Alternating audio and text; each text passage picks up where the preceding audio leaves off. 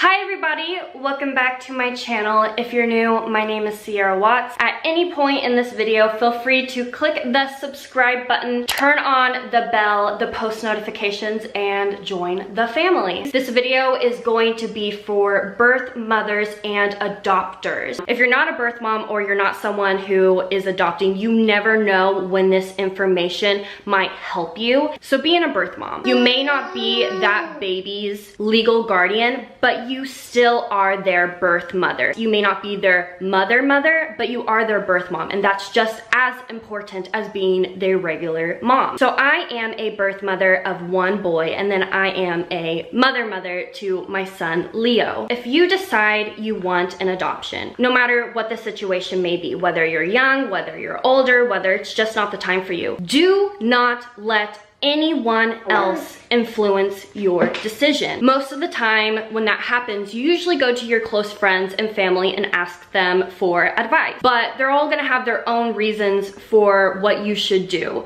And I'm not saying you should dismiss those completely. The only person who can make a decision that big is yourself. Get a piece of paper and get a list of pros and cons. What are the positives of you keeping the baby? What are the cons of you putting it up for the adoption? You know, do each one. And if you have more positive than cons, then obviously you should highly consider that option. Meet lots of families, talk politics, beliefs. Don't be afraid to get taboo or get too personal. Get to know them and make sure you 100% like the family you're going for before you choose them. If you have any at all fright for giving your baby to that family, hey, then that's probably not the family for you. The next thing I want to talk about is benefits. When you have an adoption, you control the terms. That family is there for your child and to help you. Remember that. Yes, you are helping them and they are also helping you. This is a mutual agreement, and there's things you can do to work together to make things easier for each other. A lot of people who have adoptions, the families who adopt end up paying the bills of the birth mother. I didn't know this at the time, and going back, I wish that was something I knew could be done, and I wish I would have had my bills paid for, because bills are expensive, and you know, I was 15 trying to figure out what to do. And I'm not saying take advantage of the family, that's not what I'm saying at all, but if you're an adopter, find ways to help. It's going to build your trust and it's going to make things a lot smoother. Make sure the family follows the agreements. Now, this is something really hard and something that I actually have done a lot of research with. So when you have an adoption, you can choose the boundaries of what you want it to be.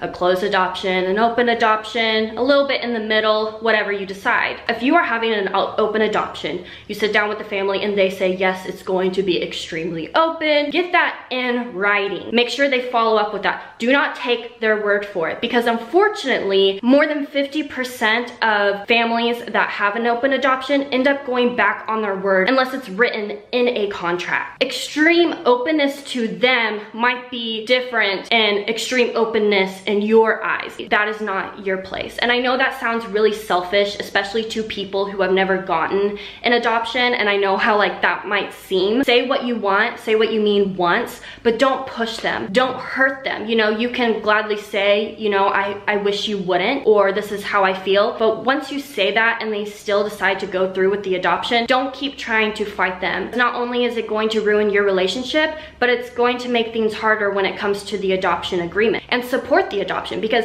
that can affect, you know, whether you're your grandparent, aunt, or friend, you see that child later on. Adoption isn't easy. There's a reason why it's so hard. No matter how you feel about it, it will affect you for the rest of your life. I promise you, there are long-term effects. You want to make those as easy as possible. I gave something, a part of me, so someone else could have the life they always dreamed of. Remember that. Remember how much pain and suffering and sacrifice your birth mother did for you. So do your best to help them. Something I wish I would have done is I wish I would have gone to counseling or therapy before making the decision. And you may think, well, I might not need that, or that's just unnecessary. But the reason I say that is because they can help get all your ideas that may be scrambled or your feelings about it and let you know what you could be really feeling that you might not even notice, which at the time I wouldn't have been able to afford. But this is where I go back to you adopters. That's something you guys can provide. And if you do think that is too out of the way to do for your birth mother, then adoption probably isn't the right choice, because that birth mother is giving you something that only she can make, a one-of-a-kind human being, and there's no price on a human being. And it's just like, just thinking about that just makes me really happy, because in my head, that's the perfect adoption, is having a family that understands your sacrifice and is willing to help in any way possible. This is not over at all. I still have lots of things to say. In fact, the next video is going to be pretty serious, because there's a lot of things that I need to say and that I feel like really will help other families. My Instagram handle is Sierra X Watts, and there will be a link to my Instagram and all my other social medias in the description box below. Let me know your feedback and leave a nice comment and thumbs up. Let me know what you think. Okay, bye guys.